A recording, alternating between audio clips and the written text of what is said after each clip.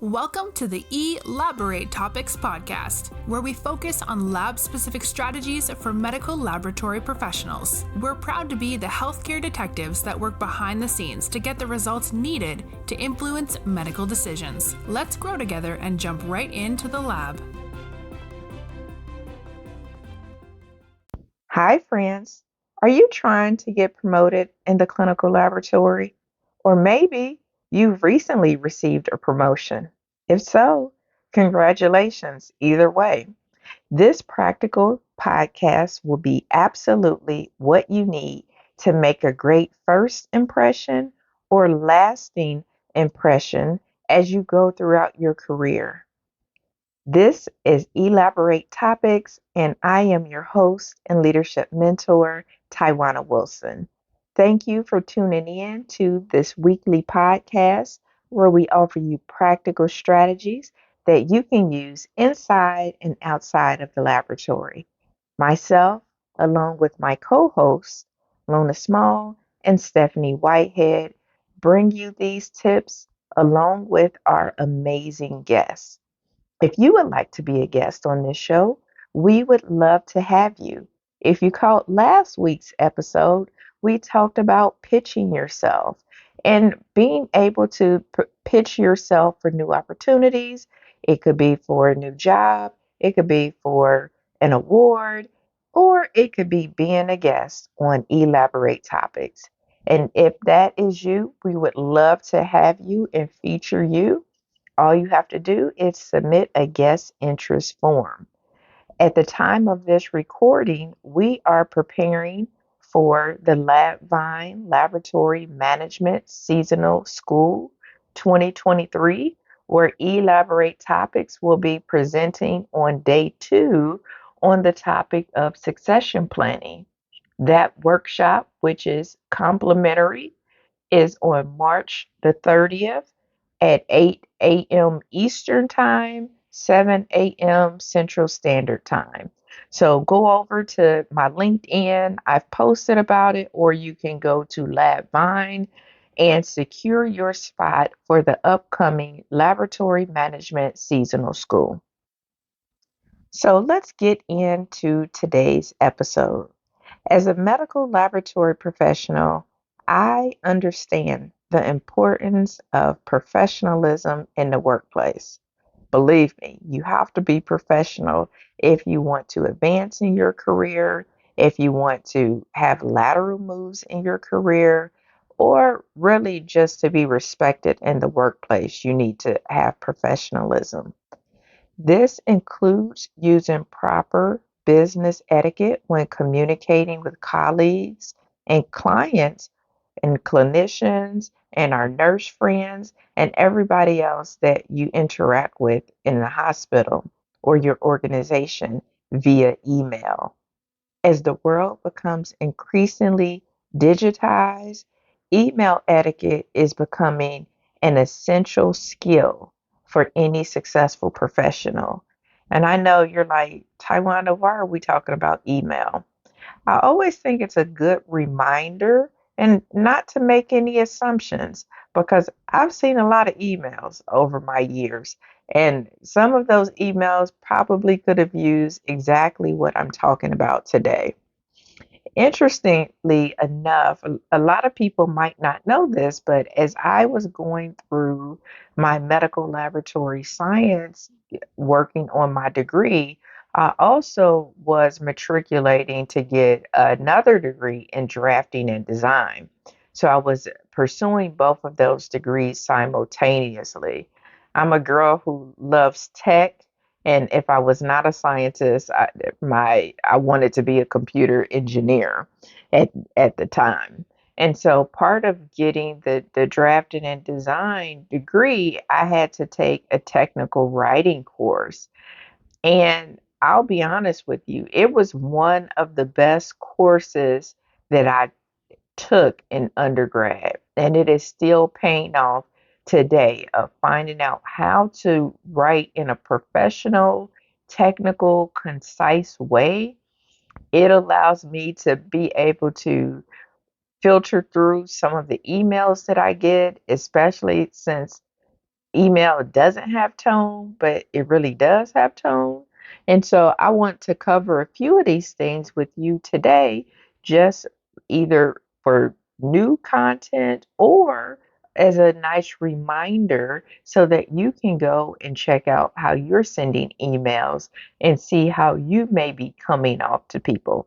Because when you are trying to advance in your career, or maybe if you are or even a manager or already in a leadership position, the way you communicate in written communication is just as valuable, or if not more valuable, as if you are communicating with somebody verbally. If you are outside of your organization, one pro tip will be to use a professional email address. So if you are trying to get another job opportunity that might be outside of your organization, or you are communicating using your personal email, make sure that email is a professional email address that includes your name is best practice. Avoid using nicknames, informal names, or numbers, or anything that could be misconstrued as negative or not professional. That could be something like the cooking lady at gmail.com. And while it may appear harmful when you are trying to get a professional job, then you want your email to be tied back to who you are, and that could be your name. Like my email is Taiwana.Wilson at such and such, or I might have Taiwana at, whatever is my email address, uh, at Yahoo, or whatever the case may be. So you want to keep your email, especially if you're sending out resumes, if you're sending out proposals, if you're sending out scholarship applications, or any kind of professional correspondence in which you could be sending from your personal email. You want to make sure that you have a personal email. I know when I first started out in college and email became a thing at that time, my freshman year of college, that's when email really became a thing. Then I had my favorite cartoon character as my email, right? And so that was something that I had. I didn't know about professional emails at that time. The email was pretty new. And so now I have created other emails, professional emails, when I am corresponding. So if you are out there and you are communicating with people, make sure that your email is reflective of the impression that you want to make. The second pro tip when you are communicating, and I'm talking about using business email etiquette, is using a professional greeting or using a greeting. Start off your email with a polite and professional greeting. Hello, hi, good morning, good afternoon, dear such and such. All of those are examples of a professional greeting. I've gotten many emails where the person just start typing their request or their response. And while you can do that, if you are wanting to make an impression, it's always good to have that greeting. Hi, such and such. Good morning, such and such. Dear such and such. That's a great way to make an impression.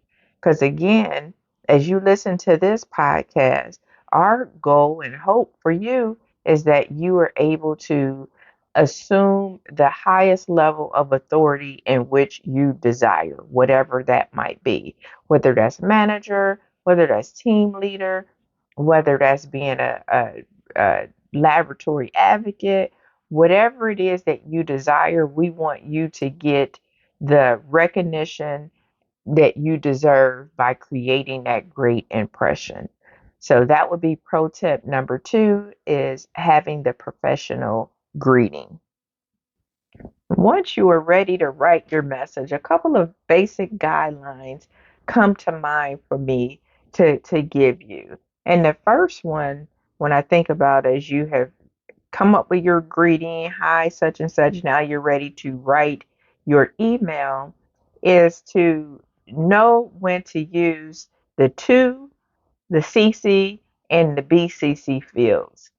And depending on your organizational culture, you might use the CC or the BCC more frequently than what is recommended. So you would have to know your manager, you would have to know the culture of your organization to know if you all tend to use the carbon copy a little bit more.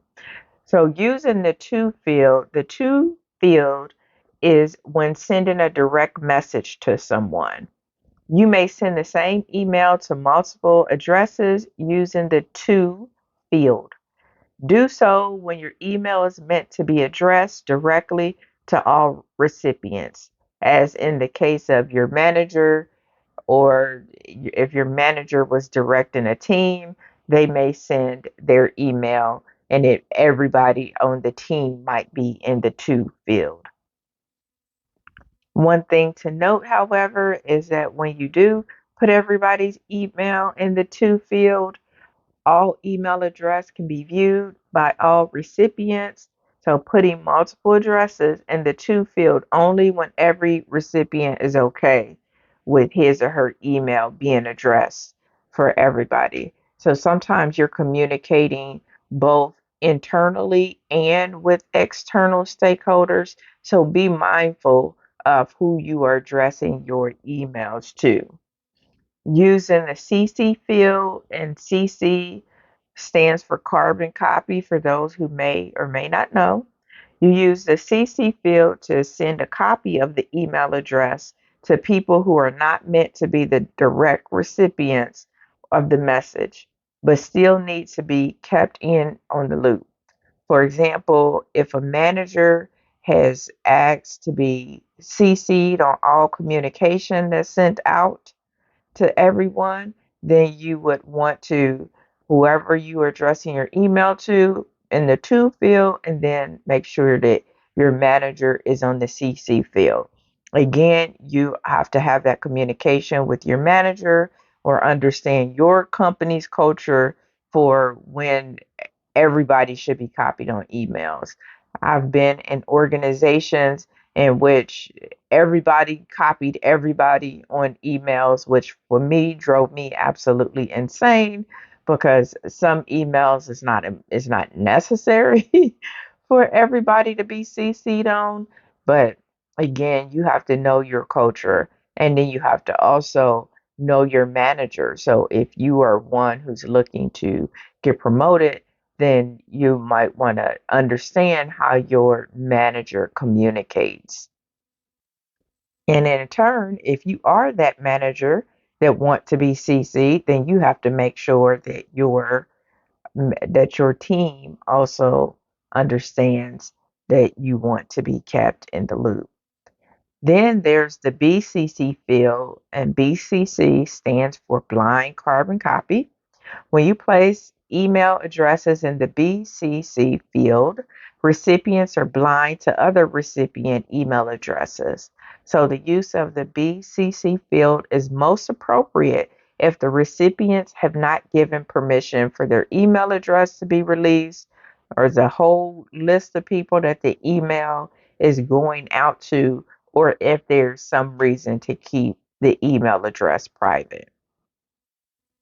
Because the BCC field offers privacy that the to and the CC fields do not, you might want to use blind carbon copy field for both direct and indirect email messages where privacy of email address is needed. If you wish to send an email to many direct recipients, but you don't want to disclose anyone's email address, just use your own email address in the to field and use the BCC field for the recipient's addresses. And the other thing that I'll mention in regards to this, a little bit more technical in nature, is that sometimes when you get an email that have a lot of recipients on it and you're on your phone, just be mindful when you reply back, that most times if you just reply to that person and not reply all, because if you were, sometimes you're on your phone and you just reply all, then whatever communication that was, now they went to everybody on that email thread. So I have gotten several of those too over my career of people sending messages to everybody uh, for whatever reason. And maybe they are, on their phone. Maybe they, have just didn't look, but they're sending it to everybody. And then you start getting this chain of emails from other people that's sending it to reply all. And it could be hundreds of people on that email address. Pro tip number 3, because we talked about using a professional email, your greeting, and how to address your message. You also want to make sure that you use spell check.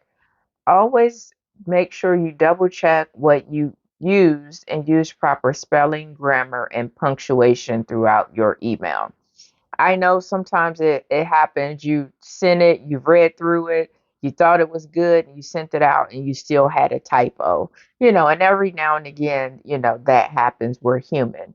However, you don't want every email that you send out to have a bunch of grammatical errors. You don't have periods in there. You have a bunch of jargon or slang in your email. So you want to make sure that you use your spell check to make sure that the grammar is where it needs to be. And while we're talking about grammar, we might as well talk about acronyms. And while online mediums of communication have developed their own vocabulary, so whether you're on social media, that may be a whole vocabulary and language that happens over there, or your text messages, or Teams, or the Zoom chat, or whatever the case may be. And email, we have to remember, especially business emails, that we really should keep it formal. Here are some good key things to remember in regards to grammar and the use of acronyms as well, because I know sometimes we like to use acronyms such as BTW, which it means by the way, or IMHO, in my honest opinion, or even LOL, laugh out loud. When you are communicating in business email, I'm giving you best practice. Now, you can do what you want, but you have to remember too that you are creating an impression. And so, whatever impression you want to make, it will be evident in your email communication. So, always remember to follow the rules of good grammar. So, you may refer to English writing style guides for these rules if necessary. Use full sentences and words with proper sentence structure. Proper capitalization and punctuation are a must. And email all caps. Give that impression that you're shouting. And small caps are hard to read. So you want to make sure that you are mindful of that as well. And again, just avoid the abbreviations if at all possible, as well as some of the emoticons as well too, when you're communicating in a business like way. Pro tip number 4, keep your email short and concise.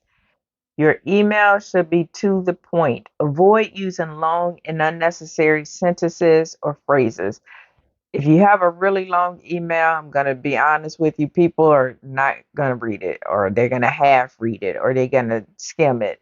I used to have a team member that would always send, instead of having a conversation, especially if something was bothering them, instead of having a conversation, they would send it 2 and 3, 4 page emails. And it was like, wow, we could have just had a conversation around this. So don't use email to send a full conversation when you probably should pick up the phone in that case. Keep your email short, concise, and to the point. You also want to be courteous in your emails. Pro tip number 5, using polite language. Avoid confrontational tones in your email. If it could be perceived as negative, then you probably want to rethink it. So if you know that you have sent an email or need to send an email to somebody and they sent you one back and you were eh, not feeling good about it, make sure you calm down before you send that email so that your email will remain neutral and will remain courteous and polite. And then the last pro tip before I give you some technology kind of tips is making sure you use appropriate signatures. I see this a lot. Again, you have to consult your organization on requirements, but using a signature line so that people know the email came from you. And in that signature line, including your contact information such as your name, your title, the company name, the address, the telephone number, you could use your pronouns in your signature as well. So, understanding what your company requirements are, if you have a template that your company use, make sure you are using that. And if you are using, Google or Outlook or any of the other emails, you can automatically have it append to every email that goes out. That way, you don't have to remember to put your email signature on at any time. So you want to make sure that you are using an email signature. And those are 5 like pro tips I wanted to make sure that you were in the know of or give you some gentle reminders. And then I'll leave you with these technology tips. The first one is the medium is the message. There are so many things that are done better face to face rather than through the net. So if you got to deliver any kind of bad news, any kind of negative feedback, remember technology is not a substitute for a personal approach. So just think about that before you send out an email. Is email the best medium for that message? The second is always reread your letters. Some statements don't come across well when written. If you use a statement like, first of all, that's probably already going to put the person on defense and not going to come off in a well written way, in a well received way. So, think about if you're sending any kind of jokes. Sometimes a joke may be misconstrued as well in an email because people can't see your, twinkle in your eye or anything like that, like you're joking.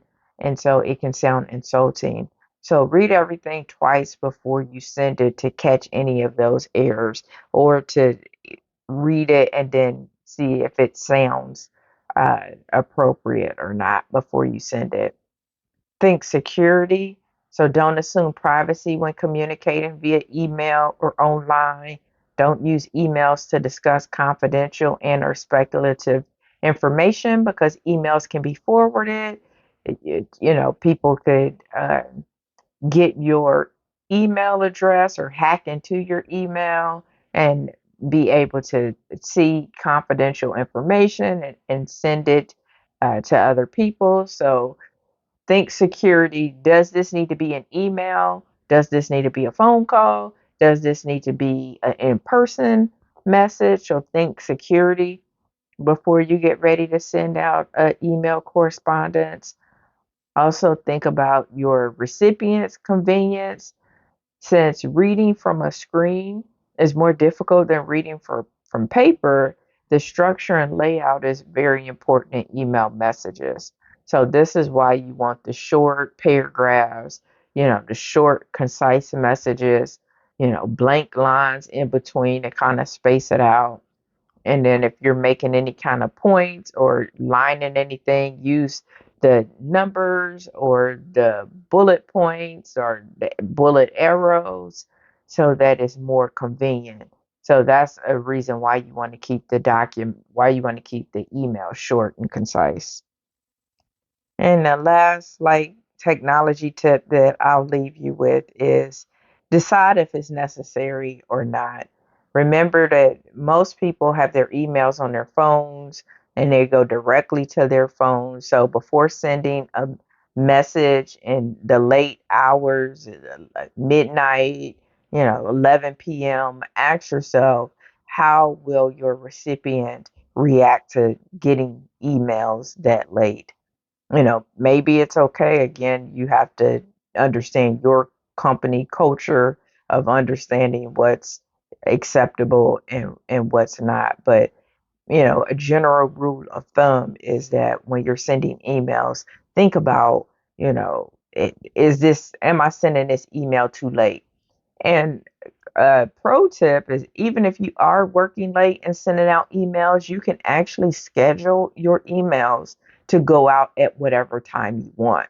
So if you are up at 9 p.m., 11 p.m., midnight, 2 a.m., and you want to get your email sent, you can actually schedule it to go out at 8 a.m. or 7:30 or 6 a.m. or whatever is the best time on the next day.